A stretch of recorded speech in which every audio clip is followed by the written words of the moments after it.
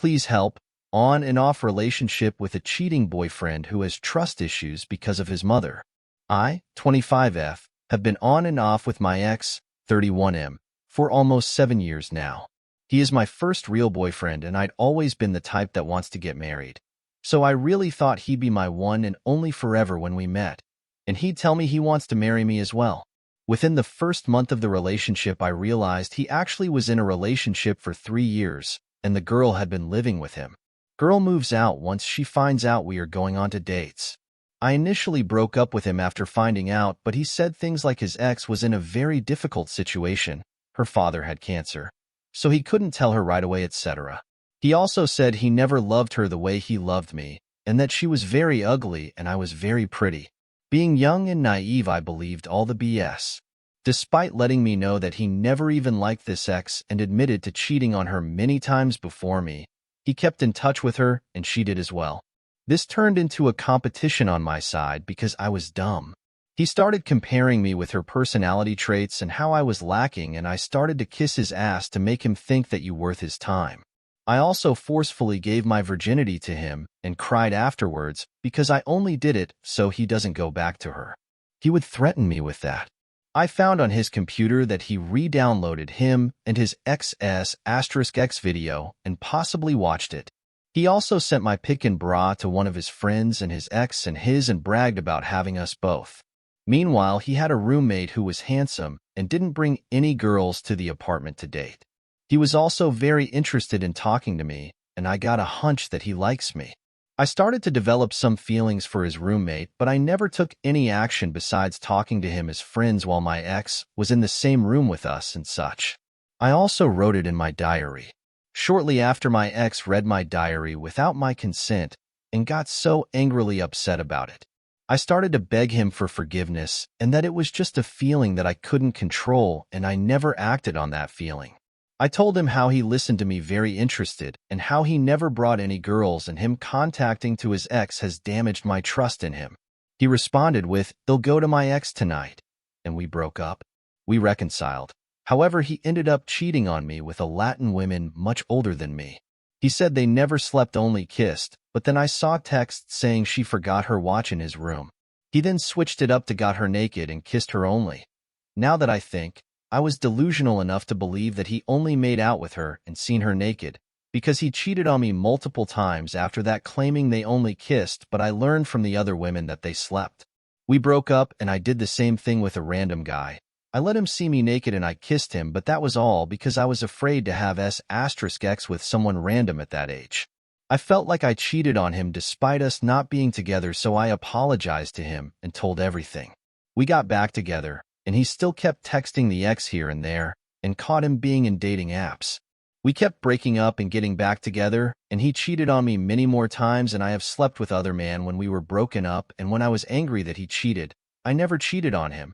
This time I don't know if he cheated on me, but the only way I'd be back with him would be us going to a couples therapist, and he was literally begging and saying he will do that, and he will even take us to traveling.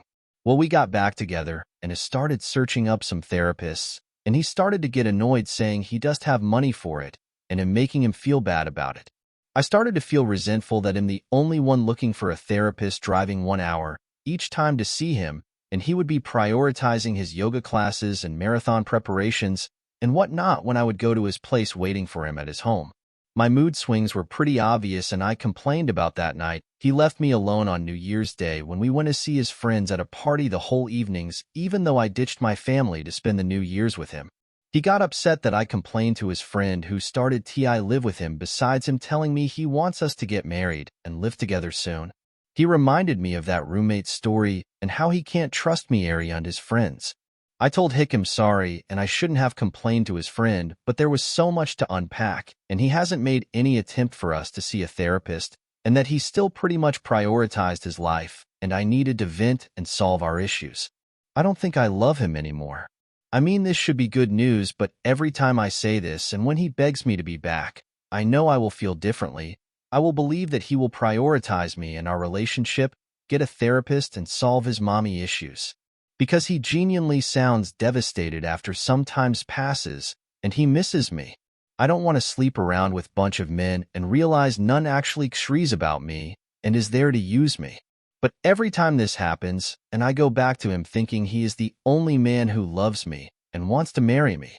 I feel like I'm a beautiful girl with nurturing qualities and lots of guys would wish to marry me, but I live in a state where people don't want to marry, and they care so much about education/career of a woman which I'm slowly building up, but Eve been behind because there were very traumatic things that I've experienced because of my ex and I was consumed by them.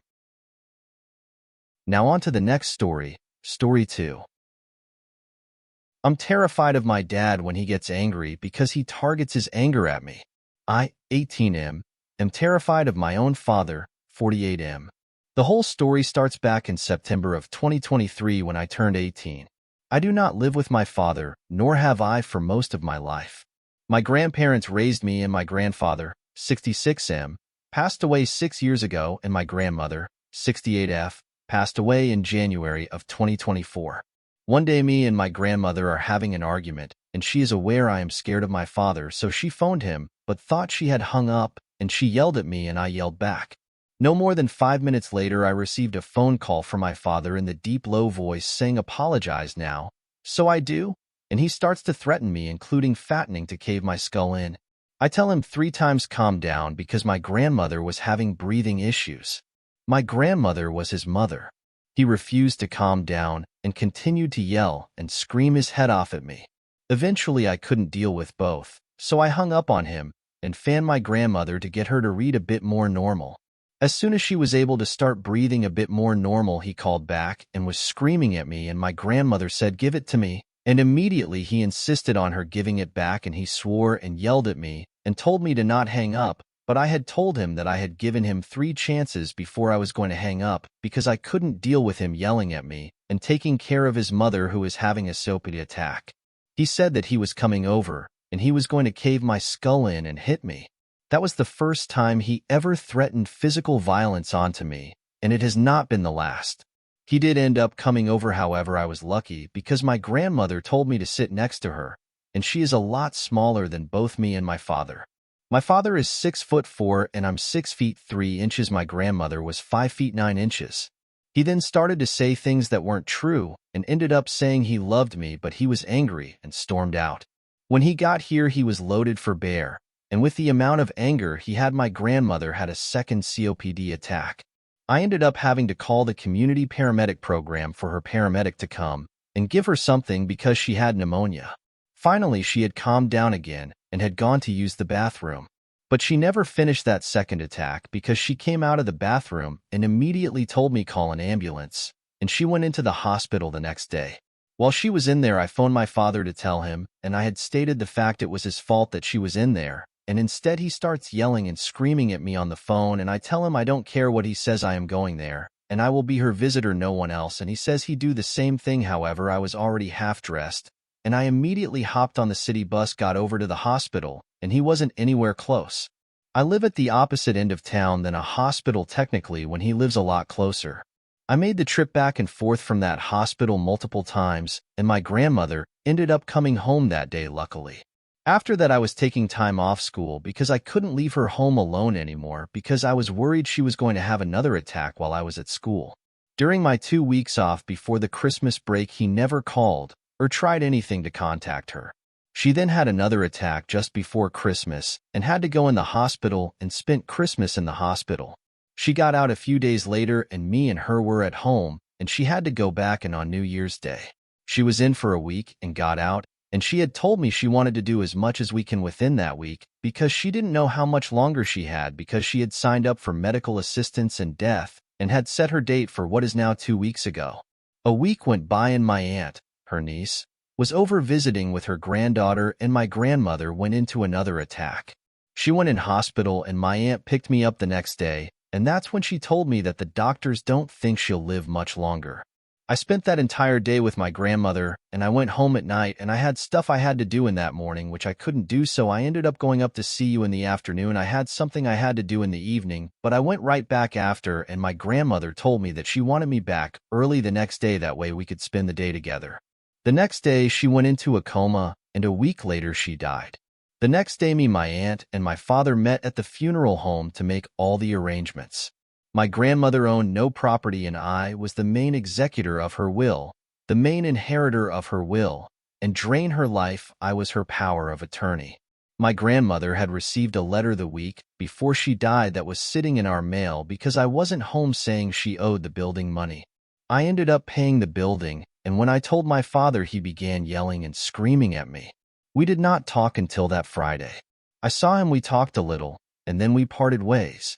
The next week he had found out that a friend of my grandmother said set up a GoFundMe account for my grandmother, and I had known about it when I met with him on Friday, but I didn't mention it because I didn't want to start a fight. Next week was my grandmother's celebration of life, and he told me and my aunt to tell everyone it was a potluck, and then the night before he gets angry with me and my aunt for telling everyone it was a potluck because all of a sudden his wife, my stepmom, and her mom are going to do this stuff. Both me and my aunt had said it's too late now, and he yelled and screamed at me and hung up the phone.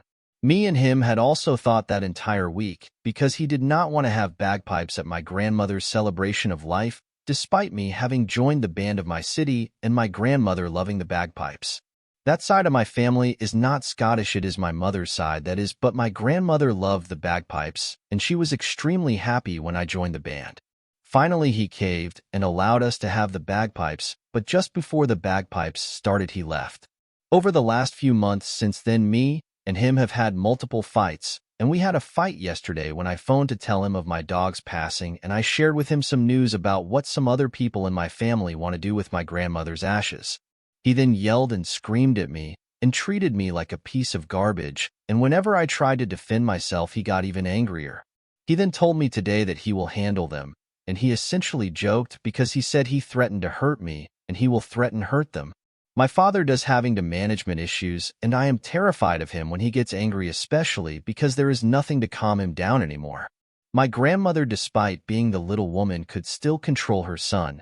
He was her only child. I can't go no contact as of yet because he has my grandfather's ashes, and we're trying to arrange things out for the ashes. However, all the ashes are coming back to me eventually. I also have multiple youngest siblings, including 2 that live with him full-time. My one brother lives with me and his mother, and then my one sister lives with her mother. I am afraid if I go no contact with him, then I'll be endangering my siblings. He tells me I can't do this on my own, and yet he leaves me on my own for over a month to try and do everything. He also owes me over $200 in money that he's borrowed from me. Update 1. This update is to update you guys on new things and to clarify a few things. I have attempted to get the police involved, and they have essentially said they can't do anything with the money because I lent it to him, and I wasn't technically forced into it, despite me explaining to them the way he had faced the reason he needed the money was he would have been killed.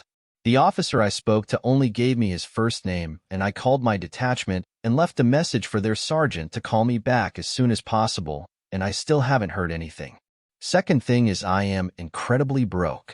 I am physically disabled and mentally disabled, and I live by myself, so I try my best to do everything, but it's hard for me. I do not work at the moment because the fact I'm still trying to get my grade 12. In order to have a job that I don't have to be standing all day, I need to have that because I cannot stand for an entire shift. Third thing is the reason I am being very protective over my younger siblings is because only 2 others don't live with him at the moment. My full brother doesn't even really talk to him, and the other one that doesn't live with him does talk to him, just not often. The other 2 are 15 and 11. I don't want to lose contact with them either because I'm afraid that is what will happen. When my father is not angry, he is an incredibly nice guy, but he refuses to get any actual help, and he refuses to involve family in his issues besides asking me for money. Fourth thing is he also still has my grandfather's ashes. Anyways, on with the update. I told him last week that I needed that money ASAP, and he said that he got paid on the 6th of this month, and that he would pay me on the 7th. Well, I'm guessing this 7th wasn't too good for him because then he said he will pay me on the 8th. I had to go to another town with my mom and my brother, and his girlfriend came along with us because we were visiting my mom's dad's grave. When I told him that, he said to text him when I get up. I did, and there wasn't an answer. So I phoned him, and still there wasn't an answer. It was getting to the afternoon, so me and my mother and my brother and his girlfriend decided to go to visit the grave. My father had said that he'll pay me after we get back. He did not. Instead, apparently my one brother was tapped by a car on his way home, so he rushed home to check on him. My brother later turned out to be fine, but instead of trying to come out and pay me, my dad said he would do it the next day. I waited until around 1 o'clock in the afternoon and my father still hadn't come to pay me. He works nights and asked me if I can ask my mother if she can pick up the money then bring it to me, and when I did she said no because she had just gotten off of work, which is understandable. I had Messenger open, so I messaged him on Messenger, and he phoned me upset that I use Messenger because his girlfriend is under the impression he's cheating on her despite him being too old to do that anymore and knew exactly how she would take that. So I apologized for the mistake, which looking back on I shouldn't have had to, and told him that he'd have to pay me today, which he agreed to. I tried to phone him this morning, and he kept not answering. So I went back to the hospital to visit a family member that is in there, and that's when he phoned me back. When I told him where I was, he said he might be coming there because he hurt himself, and he asked me if I can come to his place to pick up the money, so I did, and I only got $150 out of it, but it's better than nothing. He still owes me another 100, which he said he will pay me next week, so I am hoping on it because once he does and I get the ashes back, I will finally be free of his terror, and if I feel like I am able to go through with the restraining order, I will. The thing is, I don't have a lot of family, so I don't know if I could actually go through with it knowing I have people who will still support me. I probably won't update for about a week or more, but please, if you have questions, comment because I live alone so I can answer them.